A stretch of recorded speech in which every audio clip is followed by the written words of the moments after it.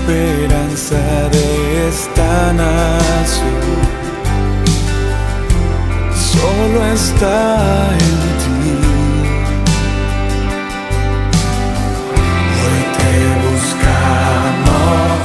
Buenas noches, los saludo hoy 6 de julio, mes donde declaramos Colombia tierra de bendición.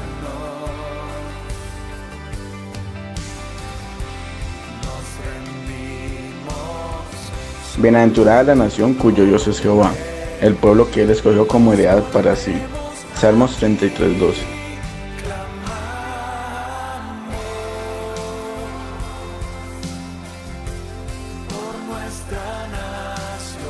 Les doy la bienvenida a este tiempo de comunión de los miércoles en la noche. El tema para esta ocasión es el anticristo. Por nuestra tierra. Buenas noches, hermanos. Les invito a que en esta noche meditemos juntos con el tema el anticristo. Padre, en el nombre de Jesús, gracias te damos por este tiempo, esta nueva oportunidad que nos da, Señor. Estamos delante de ti. Nuestro corazón está abierto, dispuesto para ti. Envía tu luz y tu verdad. Guíanos por estas delante de ti para tu gloria y honra. En el nombre de Jesús. Amén. Inicialmente miremos nuestras Biblias en 1 de Juan capítulo 2, verso 18. 1 de Juan capítulo 2, verso 18 dice: Hijitos, ya es el último tiempo, y según vosotros oísteis que el anticristo viene, así ahora han surgido muchos anticristos. Por esto conocemos que es el último tiempo. Quiero que notemos acá, hermanos, que hay una alerta acerca del último tiempo. Es tan así que esa misma expresión se repite 2 veces en el mismo versículo, último tiempo. ¿Qué es lo que hay en el último tiempo? Se habla acerca del anticristo, pero se habla en 2 instancias. Primero dice: según vosotros oísteis que el anticristo viene. Y luego dice: así ahora han surgido muchos anticristos. Cuando dice vosotros oísteis que el anticristo viene, está indicando que no es todavía, no es en este momento, no es en este presente, no ha venido todavía, sino que está pendiente, va a venir. Luego dice: así ahora, y esa expresión ahora sí quiere decir justamente ahora. El apóstol Juan utiliza esa expresión ahora para indicar el tiempo presente. Asimismo lo hace en el Evangelio de Juan, en el capítulo 5. Esa expresión ahora. Dice: así ahora han surgido muchos anticristos. Lo que sí hay ahora, no solamente en este momento que están surgiendo, sino que de un tiempo para acá han surgido, son muchos anticristos. No un anticristo, sino muchos anticristos. Ahorita en el presente entonces tenemos muchos anticristos que han surgido de un tiempo hacia acá.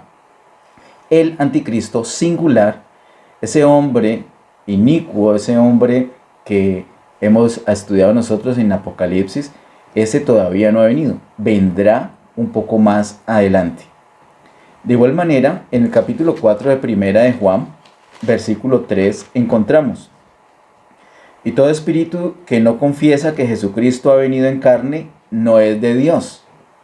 Y este es el espíritu del anticristo, el cual vosotros habéis oído que viene y que ahora ya está en el mundo.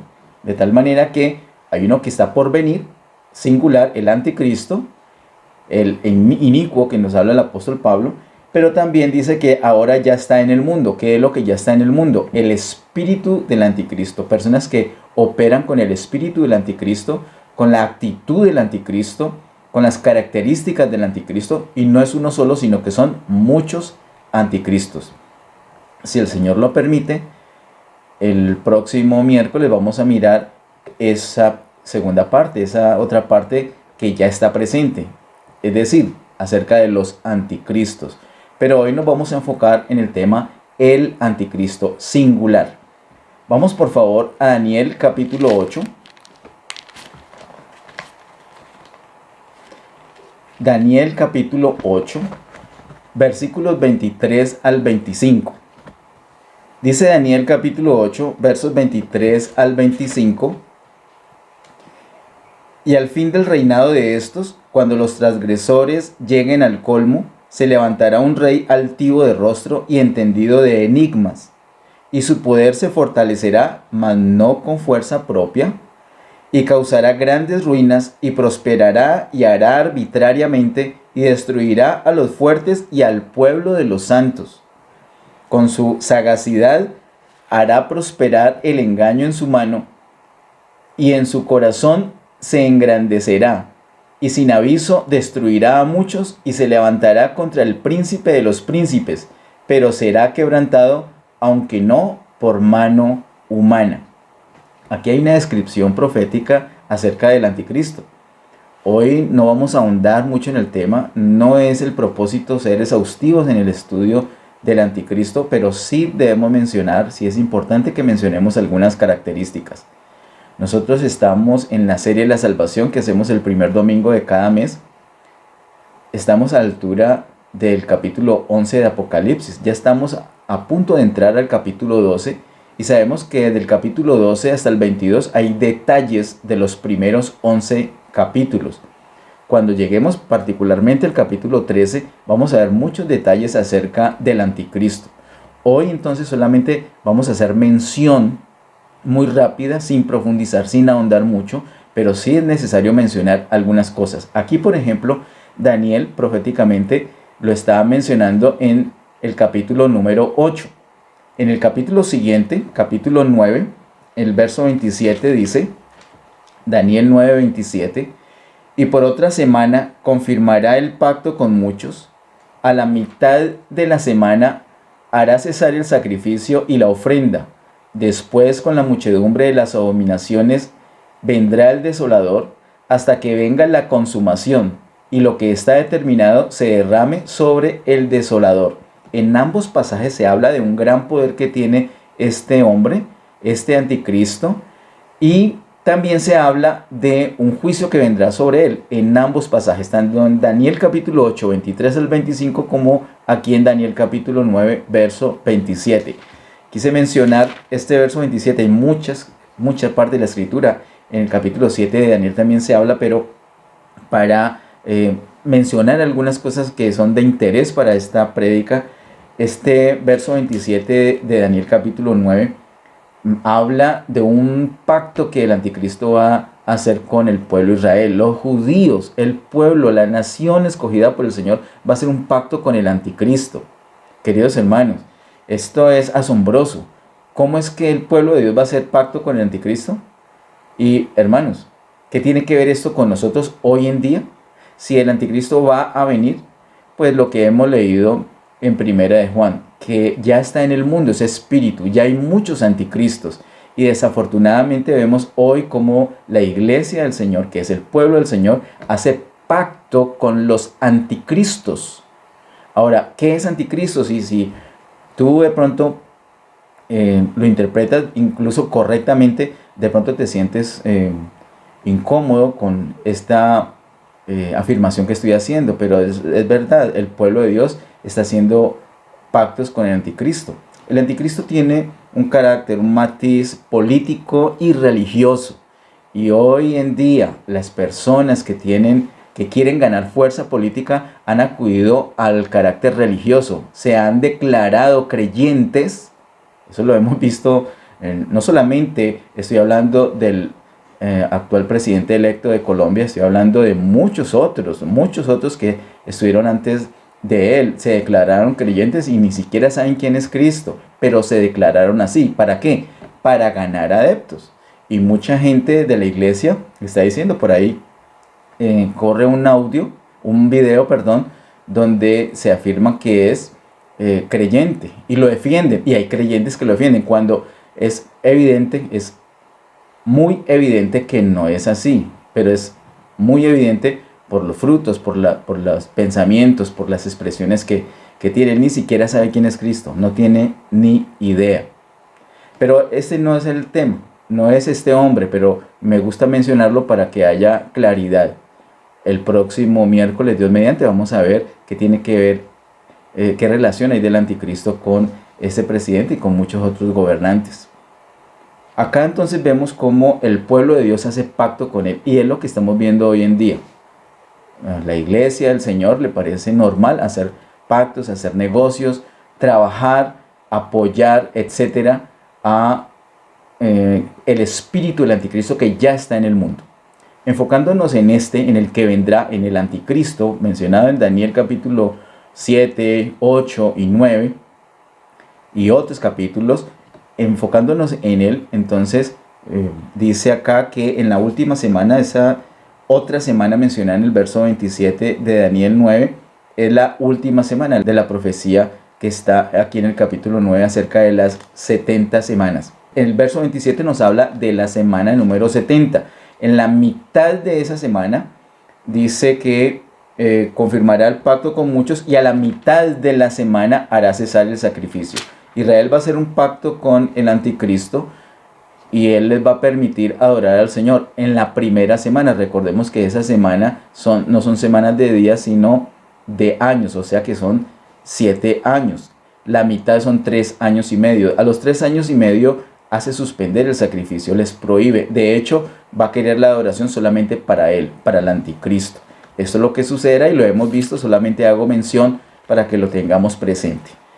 Vayamos por favor ahora a Tesalonicenses capítulo 2. En segunda a Tesalonicenses capítulo 2, versículo número 1 al 10, dice así: pero con respecto a la venida de nuestro Señor Jesucristo y nuestra reunión con Él, os rogamos, hermanos, que no os dejéis mover fácilmente de vuestro modo de pensar, ni os conturbéis ni por espíritu, ni por palabra, ni por carta, como si fuera nuestra, en el sentido que el día del Señor está cerca. Ahora bien, pareciera una contradicción, porque por 2000 años se está diciendo que el Señor está cerca. La palabra de Dios dice que el Señor está cerca. El apóstol Juan dice que el Señor está cerca. Y Pablo está diciendo aquí que no nos dejemos mover fácilmente de vuestro modo de pensar, en el sentido que la venida del Señor está cerca. Pero luego en el verso 3 en adelante dice exactamente lo que él está mencionando. Nadie os engañe en ninguna manera, porque no vendrá sin que antes venga la apostasía y se manifieste el hombre de pecado, el hijo de perdición, el cual se opone y se levanta contra todo lo que se llama Dios o es objeto de culto, tanto que se sienta en el templo de Dios como Dios, haciéndose pasar por Dios. Y esto está relacionado también con una profecía que hay en Daniel capítulo 11. ¿De quién está hablando? Está hablando del anticristo. El Señor no va a venir hasta que antes se manifieste el anticristo. Dice el versículo 3, nadie os engañe en ninguna manera, porque no vendrá sin que antes venga la apostasía y se manifieste el hombre de pecado. Así que primero viene el anticristo y luego sí viene el Señor Jesús por segunda vez para que toda la iglesia estemos reunidos con Él.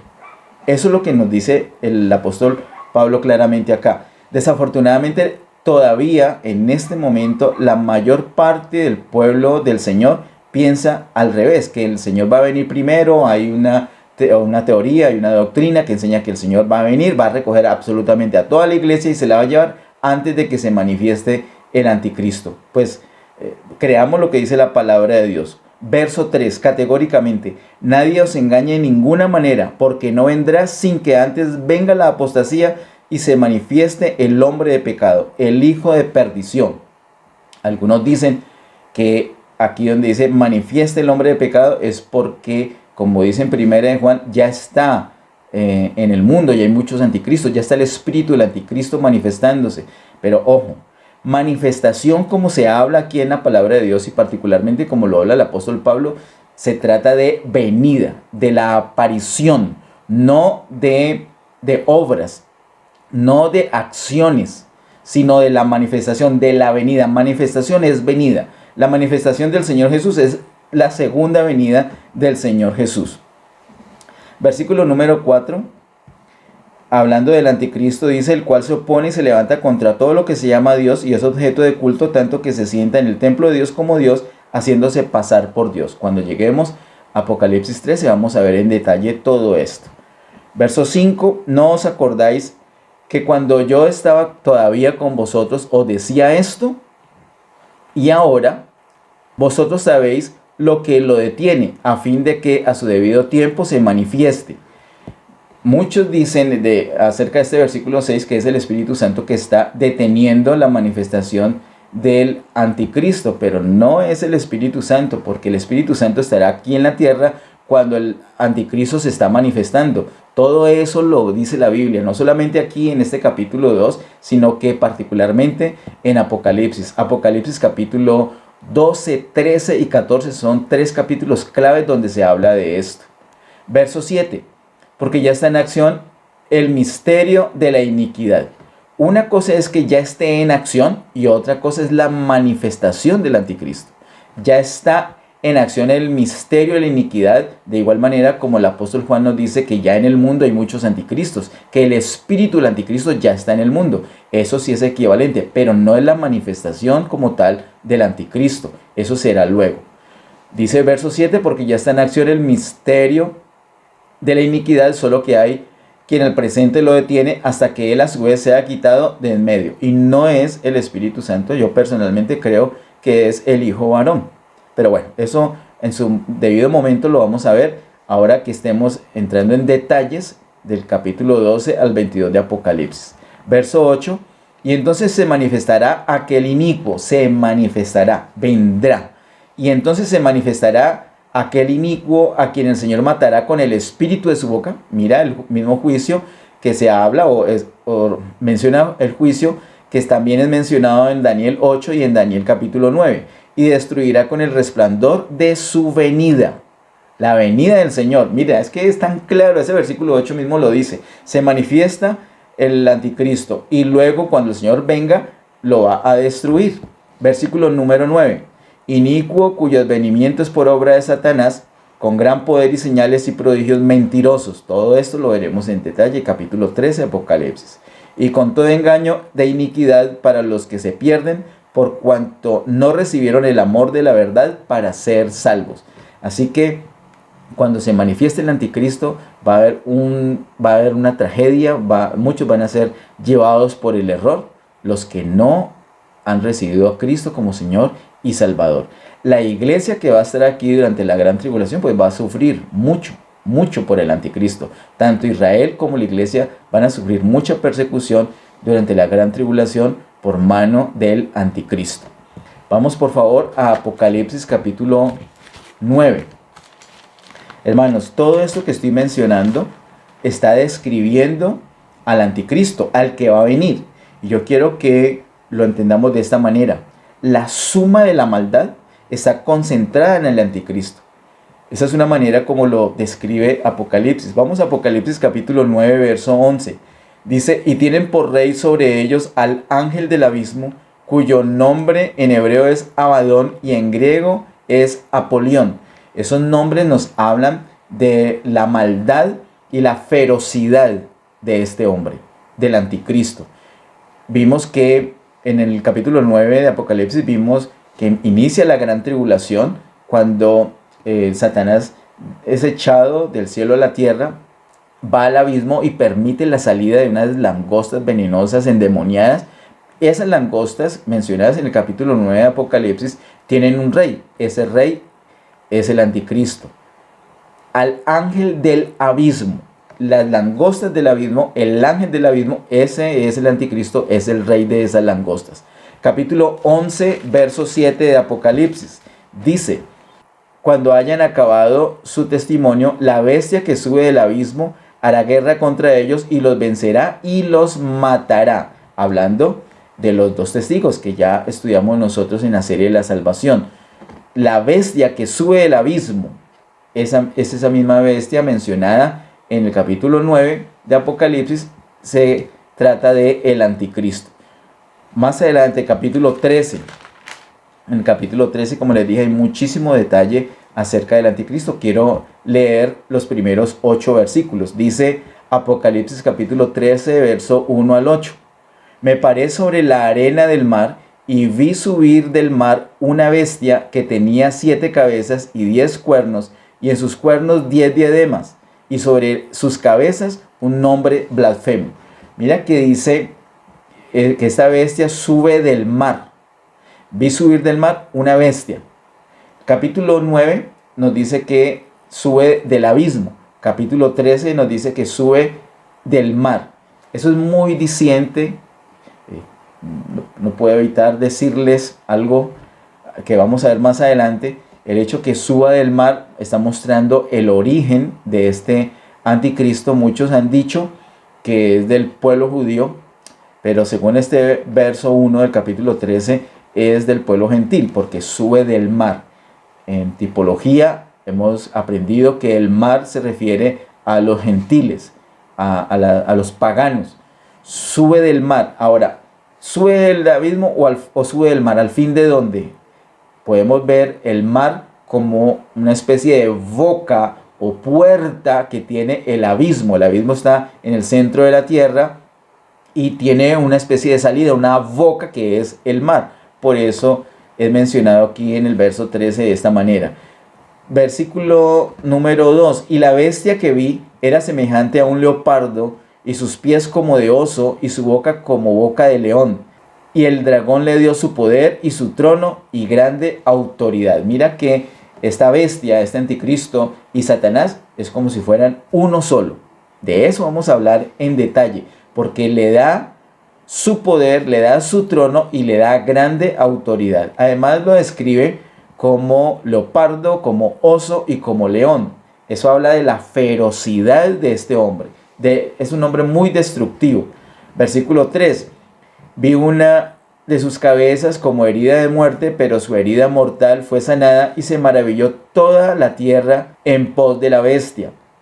Y adoraron al dragón que había dado autoridad a la bestia, y adoraron a la bestia diciendo: ¿quién como la bestia? ¿Y quién podrá luchar contra ella? También se le dio boca que hablase grandes cosas y blasfemias, y se le dio autoridad para actuar 42 meses. Ese versículo 5 es un versículo clave. Se le dio autoridad para actuar 42 meses. Esos 42 meses equivalen ¿a cuánto? Lo hemos visto ya. A 3 años y medio. El tiempo que dura la gran tribulación. Este hombre, el anticristo, es el que va a hacer la persecución al pueblo de Dios, tanto a Israel como a la iglesia. Y va a traer mucha maldad, mucha destrucción para toda la humanidad. Versículo 6. Y abrió su boca en blasfemias contra Dios, para blasfemar de su nombre, de su tabernáculo y de los que moran en el cielo. Y se le permitió hacer guerra contra los santos y vencerlos. Mira esta evidencia que va a haber iglesia acá. Los santos, ¿cuáles son los santos? Pues iglesia. Se le permitió hacer guerra contra los santos y vencerlos. También se le dio autoridad sobre toda tribu, pueblo, lengua y nación, tal cual como lo leímos en Daniel capítulo 8, de 23 al 25. Hermanos, yo apelo a su paciencia. Yo sé que estoy usando muchos pasajes y que no hay como tiempo de masticarlos, de asimilarlos. No es el propósito ahorita, pero sí es el propósito mencionarlos. Ahora, lo fácil o lo menos difícil de la cuestión es que todos los pasajes concuerdan. Lo que está dicho en el capítulo 8 de Daniel con el capítulo 9 de Daniel, también con 2 Tesalonicenses 2 y también con lo que he leído en Apocalipsis, particularmente aquí en el capítulo 13. Versículo 8. Y la adoraron todos los moradores de la tierra cuyos nombres no estaban escritos en el libro de la vida del Cordero, que fue inmolado desde el principio del mundo. La adoración que le hacen aquí al anticristo. ¿Quién es? El pueblo pagano, los inconversos. Mucha destrucción, mucho daño, mucha matanza. Los detalles los veremos, si el Señor nos permite. Yo creo que el Señor nos va a dar esa ocasión cuando lleguemos al capítulo 13 de Apocalipsis. Pero después de hacer tanta destrucción, ¿qué va a suceder con él, con ese anticristo? Vamos al capítulo 19, por favor.